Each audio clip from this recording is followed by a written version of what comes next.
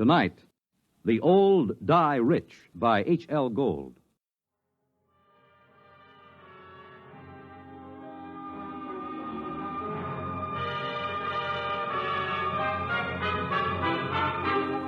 The uniformed cop at the door told me to get lost. But Lou Pape spotted me and told the man to let me in. It was a shabby room. They always are. There was a woman on the bed, an old woman with white hair, thin enough to show the tight-drawn scalp. The medical examiner was going over her as if she were a side of beef that you had to put a federal-grade stamp on. When are you going to stop taking this ham friend of yours around to these cases, Sergeant, just to gratify his morbid curiosity? Forget about Weldon, Doc.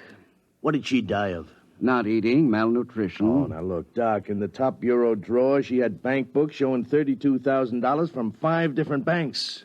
Now, she had the price of a meal. Malnutrition induced by senile psychosis. They starve because they're less afraid of death than digging into their savings. I don't know, Doc. It doesn't feel right to me. Listen, Weldon, just because you get up on a stage or on some half-baked television show and make believe you're 70 years old doesn't qualify you as an expert on gerontology. Maybe not, Doc. But I went bald at 25, and I've been playing old men ever since. There's a lot more to it than just shuffling around and talking in a high-cracked voice. Yeah, there hasn't been an actor since Otis Skinner. Maybe. But the way I work, I have to get inside the character. I have to decide when he was born, how he got along with his father, where he went to school, what he thinks of women, everything about a character. There isn't a one of them these days can make themselves heard past the 5th row. Look, I'm serious. Now, I've tried imagining myself growing weak from hunger. I've tried to think of not even spending a nickel to keep me from dying. I just don't believe it. It isn't right. I don't feel it. Well, lucky for me, I don't have to feel these things inside of me because I'm a doctor and not an actor. Sergeant, malnutrition induced by senile psychosis. I'll order the wicker basket from Bellevue. So long, Barrymore. Well, he's right, Mark. We get a couple of these cases every year. Some old bat starving to death with $17,000 in old bills pinned on his union suit. Time's up all the time. Well, it doesn't feel right. Well, he knows his business. But he doesn't know old people. I do. It isn't easy to starve to death. Not when you can buy day-old bread at the bakery or wilted vegetables the grocer's ready to throw out. Anyone who's willing to eat that stuff can stay alive from day to day. Hunger is it's a pretty potent instinct. Maybe they get too sick to go out after old bread or wilted vegetables. It takes weeks to die of starvation. Did you ever try starving for weeks, Lou? No, did you? Well, the point is somebody would find out, a janitor, a landlord, somebody, and they'd get him to a hospital. Forget about it, Mark. Can't argue with it. Here there were 5 bank books, $32,000. Yeah, she took good care of them. They look almost new. Sure she did. Most important thing in the world, huh? April 23rd, 1907, $150. The ink's pretty dark. Shouldn't it be faded? She probably never took it out in the light. Anyone ever think of testing the ink? What for? Bank's records always check. These aren't forgeries, if that's what you're thinking. Well, I'd like to get a chemist working on this ink. Now, Mark. Look, this is strictly against regulations. I got to take these books down to the squad room and sign them in. Pretty dark ink for 1907. Well, it's about 5 o'clock in the afternoon. I guess I could hold them over tonight and bring them down to the property clerk in the morning. Good. I know where I can find a chemist.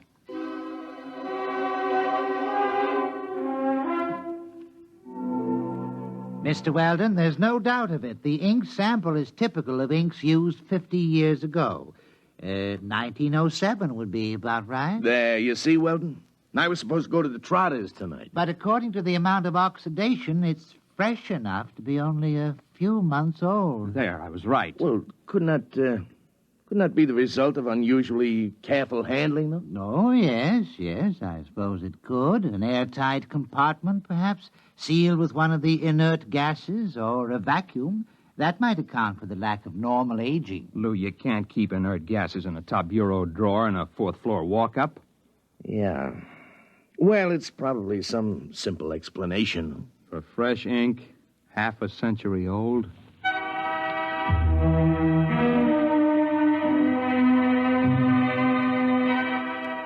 I've been going out on these cases for about a year.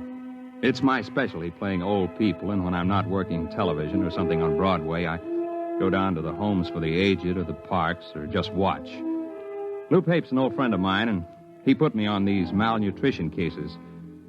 But there was more to it than just picking up color and tricks of the trade. There had to be a better reason for it. You can't just starve to death with upwards of $30,000 right at your fingertips. Not without at least buying a bowl of soup. I had a run of television that kept me busy for about a month. Then Lou Pape called me up and asked me to come down to Bellevue. I'll autopsy if you want it, Sergeant, but I can give you the cause of death right now. Malnutrition due to senile psychosis. What's up, Lou? Well, Mark, an old guy was found wandering around down on Hester Street. Suffering from malnutrition, he had $17,000 in cash inside the lining of his jacket. Is he alive? No, not now he isn't.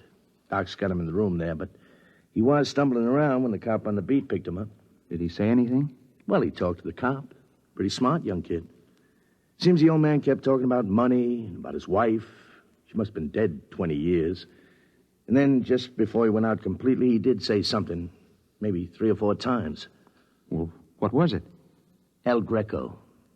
You mean the artist? Well, that's what Stankiewicz said. He's the officer who picked him up. He said he remembered he'd heard the name on that television quiz program. You know, the jockey who's the art expert there. El Greco. Probably some Greek restaurant where he was bumming his meals.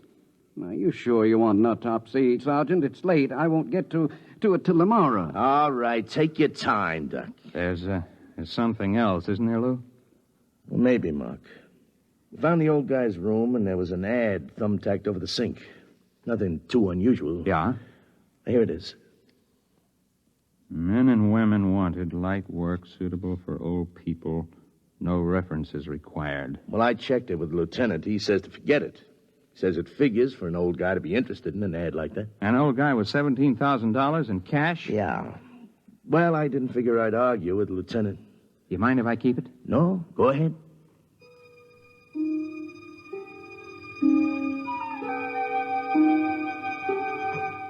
It was an old brownstone house in the East 80s. I got in line with the rest of the applicants. My face was lined with collodion wrinkles, and I wore an antique shiny suit and run-down shoes. It was a good makeup job. I looked more authentic than the rest of the old-timers who were waiting for the interview. I finally came up to where a woman was asking the questions. Name? Kernet. Louis Kernet. Kernet. Mm-hmm. Address? Well, I don't exactly have a place. I've been staying with a fella down on 12th Street, a friend of mine. I met him in the cafeteria. Mm-hmm. Previous occupation? Well, I worked at a lot of things. Used to be a printer way back. I could hand set... Do you have any references? Well... Family? No, ma'am. I haven't got any family. I had a cousin in Salt Lake City, but I haven't seen him in 30 years or more. The ad said you didn't need no references. Well, that's right. Now, will you wait in the other room? Yes, ma'am. Do I get the job, ma'am? Just wait in the other room.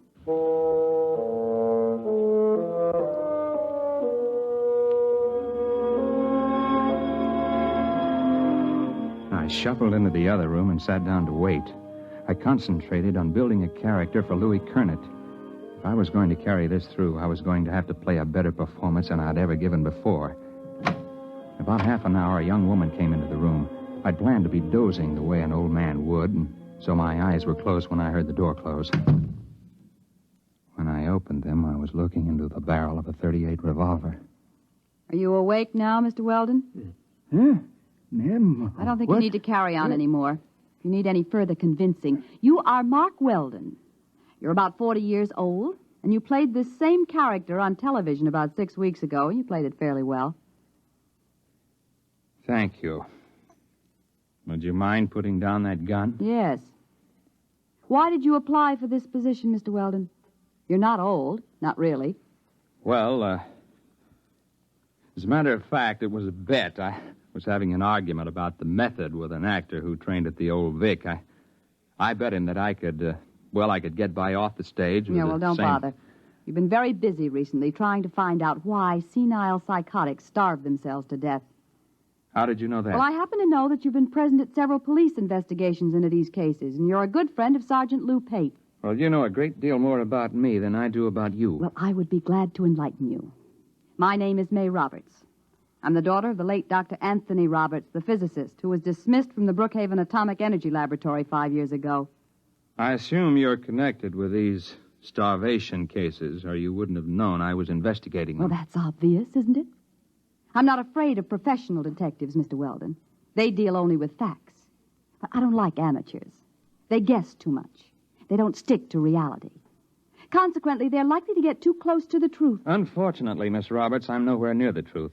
I haven't the slightest idea how you're tied in with those starvation Well, deaths. I intend to show you, Mr. Weldon. I'm happy to announce that you have the job. Now, look... Don't move, Mr. Weldon. Oh, incidentally, about 15 minutes ago, I called Sergeant Pape and told him I was your sister just in from Pittsburgh. I wanted to get in touch with you very badly, and Sergeant Pape was very sorry. He wished he could help me, but he didn't have the slightest idea where you were. All right, Mr. Weldon. Right ahead of you, please. Through that door.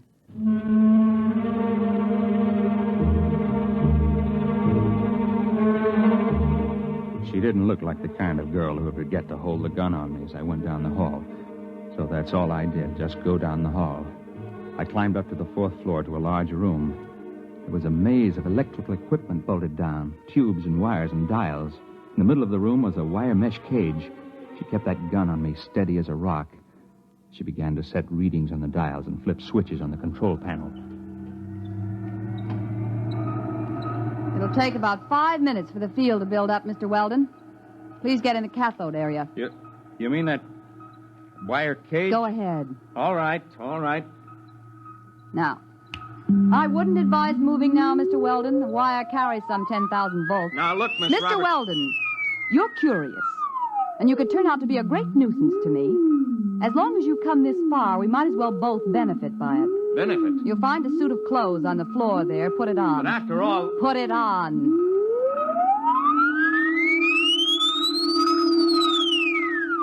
I didn't know whether she was bluffing about the electric charge, but the revolver looked real enough, so I stripped and changed into the other clothes.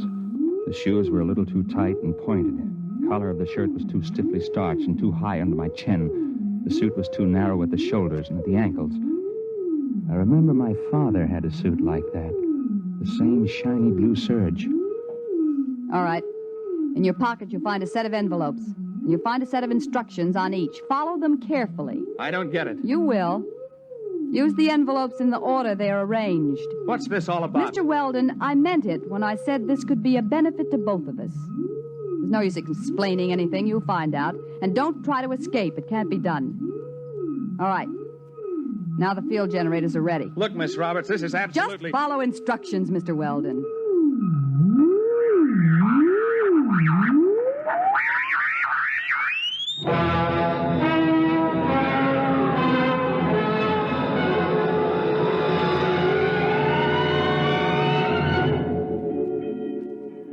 I blinked. I was standing outside a bank on a sunny day in spring. I stared at the people passing by. They were dressed like the characters in a 1930 movie. The women wore long dresses and flower pot hats. The men had hard straw hats, suits with narrow shoulders. The cars were square with flat radiators in the front. There was a trolley car passing by, and suddenly I realized that the last trolley car stopped running in Manhattan years ago. I tried to figure it out. It was New York, all right. I recognized some of the buildings. First, I figured it must have been hypnosis. And then I looked at the first of the envelopes in my pocket. I read it and walked into the bank. Yes, sir. Our Mr. Golden tells me that you wish to open an account. Yes, that's right. Uh-huh. Well, we're very happy to have a new depositor. Very happy indeed. Of course, you realize the institution is in sound condition, very sound. You needn't worry about all those rumors in this bank. No, sir. Solid. Well, that's good. All right, now then, name? Mark Weldon. You have no address in the city at present? No. And you're depositing $150. That's right. All righty. I'll just check the slip here. $150, right. And the date, May 15th, of course, 1931. 31? The Depression. Oh, now, Mr. Weldon, this is a very good year for business. This temporary recession is bound to abate. Sound banking policies will see us through. It's just around the corner, you know. What is? Prosperity. All right, Mr. Weldon, we're very happy to have your account.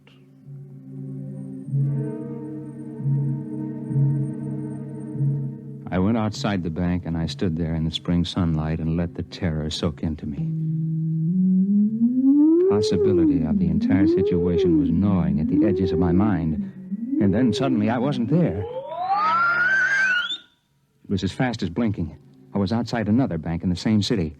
The date on the next envelope was May 29th, and it was still 1931.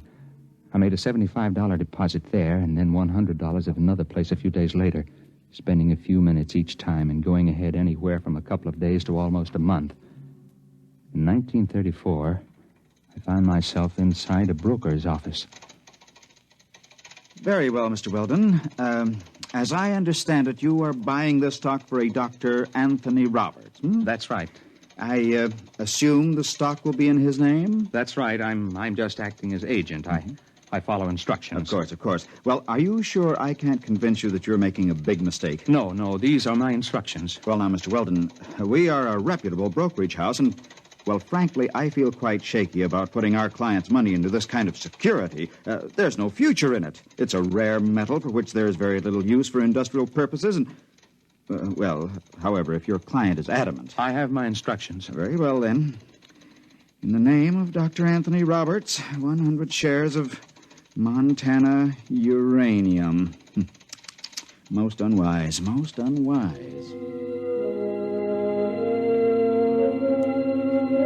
It went that way about 50-50. I'd deposit money in my own name in various banks at other times. Then I'd buy a stock or make a bet for May Roberts. On June 21st, 1932, I bet Jack Sharkey to take the heavyweight title away from Max Schmeling. There was Singing Wood in 1933 at Belmont Park and Max Bayer over Primo Carnera. I went on skipping through the years, touching here and there for a few minutes to an hour at a time. It was in early October 1938, about 5 hours after I'd left May Roberts' house, before I realized what she had me doing. It was making deposits and winning sure bets, just as those senile psychotics had done. The ink on their bank book seemed fresh because it was fresh. Wasn't given a chance to oxidize. The rate I was going, I'd be back at my own time in a few hours with $15,000 compound interest in cash. But those old people had died of starvation somehow with all that cash in banks. I didn't know how it happened or why. But suddenly it occurred to me that I didn't want to be found dead in my hotel room. So rather than make the deposit in 1938, I grabbed a cab and told the driver to step on it. I got a mile away from the bank, and then the cab suddenly disappeared. Found myself in front of a counter at a lunchroom. The envelope instructed me to make a bet on the World Series. There wasn't any way to get out of the range of the machine. It picked me up at least 5 miles away from where I was supposed to be. Came back a week later to get my winnings. I was hungry, so I got myself a hamburger and went out the door. When I hit the sidewalk, it happened again.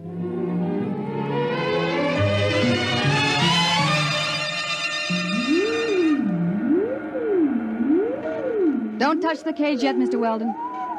I'll have to clear the charge. Hey, what happened to my hamburger? What? The hamburger. I had it here. It's gone. I'm hungry. I'll get you something to eat, Mr. Weldon, before your next trip. Well, you've done pretty well for yourself, haven't you? Yes, I have. About 15,000. I had ketchup on my sleeve. It's gone. Mr. Weldon, I want to talk seriously with you. Now you've seen part of what I'm doing. Part? My father was discharged from all his research and university connections because he insisted in publishing his findings on the temporal field research. All the conventional physicists explained that it was overwork and recommended everything from hot bouillon before retiring to psychoanalysis. Well, possibly both of these might have been beneficial. But the fact of the matter is that temporal field activities are quite true, and you've seen proof. Well, I suppose I have. So it seemed just a question of money, although obviously I can get all I need now. But sending people back through time to bet on sure things like uranium... It's a fair exchange. I pay well for service, don't I? I suppose so. But that isn't the most important thing. I've been able to save things that would have been lost otherwise. I've sent people back to find precious treasures that would have been destroyed or would have disappeared. Like an El Greco painting? Yes. And the original score of Mozart's Magic Flute that would have been burned in 1942, and a Picasso miniature that would have been lost at sea in 52. I have them all here. Stolen? No. Bought with money from the year itself at a fair price. Well, Mr. Weldon, I sent you back because I've needed someone to work with me on a regular basis. Someone who's faster and more alert than the old people I've hired till now. Why old people? It's a function of the field. You can't send somebody back to a year in which they didn't exist at all.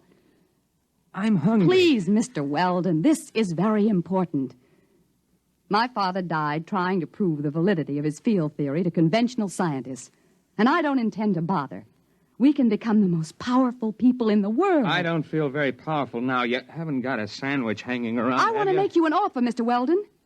I need someone to help me expand the operation, plan the projects and research. I chose you because I was afraid that you might hit on the truth by yourself. Can I come out of this cage Be careful. now? Don't touch the contacts. The field reacts on a random factor for at least an hour after it's cut off. I'll be careful. Tell me, Miss Roberts, why haven't you been able to go back to the time that your father was alive and bring him back before he died? Dead tissue can't be transported. We've tried it with mice and rabbits from a laboratory in 1941, and they just disappear. Like my hamburger. Mr. Weldon, I assume that you're interested and that we can make our plans without using this revolver. I hope so. $15,000 is a lot of money. Of course, you were able to send those old people back a lot further. Some of them as far back as 1880. How long would they be gone? I mean, in subjective time. Several weeks. Perhaps a month or more. There's only one problem, Miss Roberts. Well, I'm sure we can work out any details. Well, this one is a little hard to work out. You see, I'm hungry. I haven't been this hungry since I got lost on a hunting trip and went without food for 3 days. You see, you forget I've got an interest in this business because they found some old people dead of malnutrition and $30,000 or so tucked away in their pockets. They had been gone a month or more, and they had to eat during that time, didn't they? When they came back, the food disappeared like my hamburger. It disappeared all at once, all over their body. In one fast jolt, they starved to death. No, you don't understand. They just couldn't take the field transition. They were too old, some of them, and they lied to me about their age to get the job. Oh, no, you can't tell me that because I know how hungry I am. And I was only gone about 12 hours. They were murdered. Get back. You know, they say a hungry man gets mighty desperate. He'll do almost anything. Let go. Let go. Let go of it. Oh! My arm. Look out. Look out. The cage. The contact.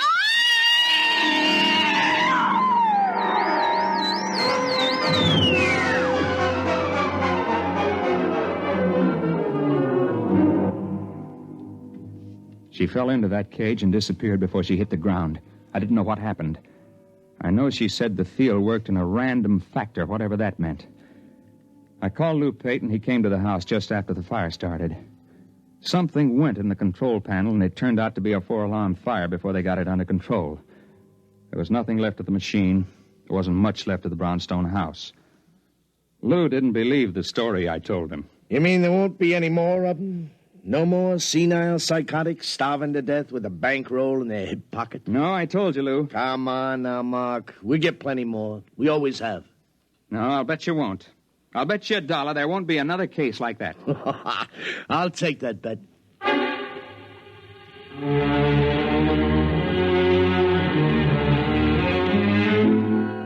I lost the bet. There was one more case, and perhaps it was the strangest one.